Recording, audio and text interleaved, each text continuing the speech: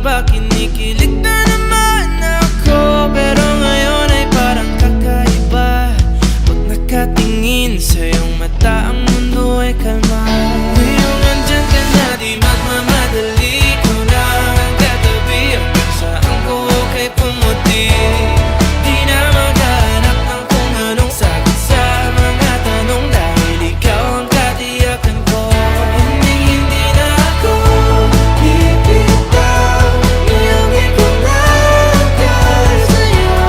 Kung anong kulay ang aking nagsisilbing tanglaw, ikaw ay dilaw. Di akalain mararamdaman